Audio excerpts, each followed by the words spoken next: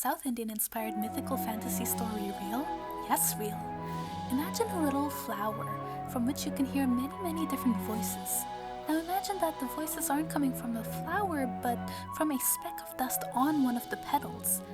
Now zoom in on that speck of dust for me. Zoom in until you see the microscopic civilizations inside it, where lots of tiny people are living their tiny lives.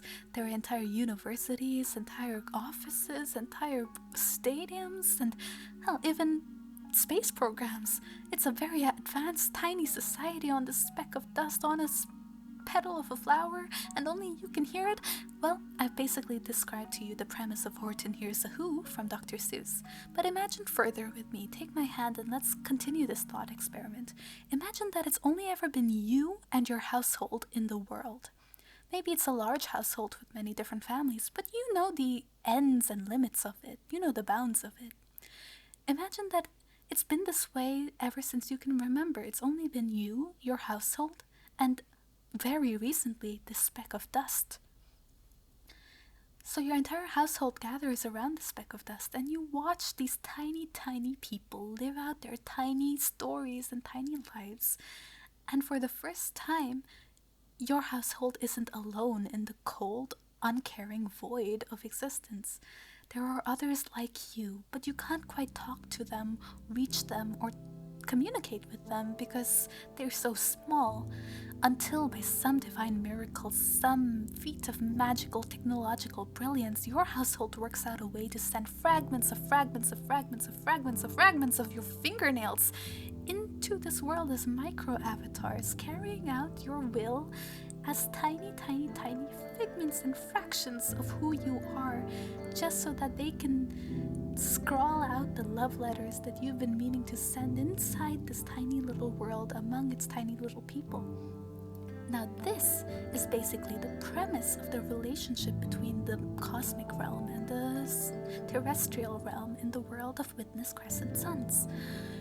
It is a genuinely altruistic relationship where in those who care and want to forge connection have brilliantly managed to send themselves down, but only ever in small amounts.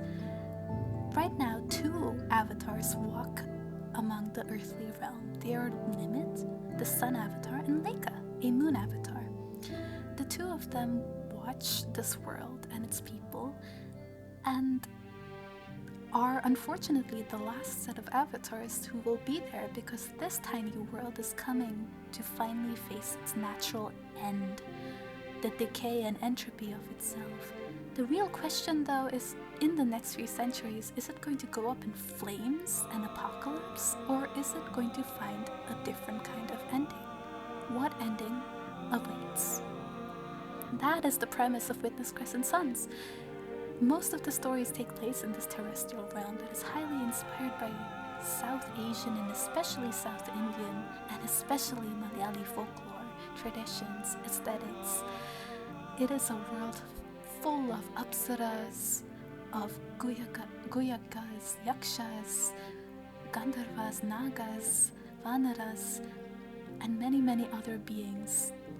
It is stewarded by 3 sages, maintained by nature gods, gods of mountains, rivers, forests, rainforests, coasts, and championed by demons of different abstract emotional concepts like ambition, loneliness, love, knowledge, and so on and so forth.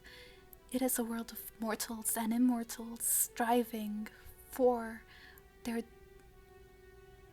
glory, their community, and it is also a world of sorcerers trying to accumulate power, trying to split the world at its seams and bring it down to the depths of fiery abyss.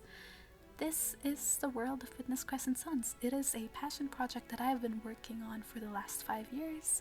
It has hundreds of characters, many small stories, complicated and nuanced tragedies. It is a love letter to my culture and the people I care about. Fantasy. It is myth and folklore bundled into something that tries so hard to be kind and warm and resist all the forces that wish to see it destroyed.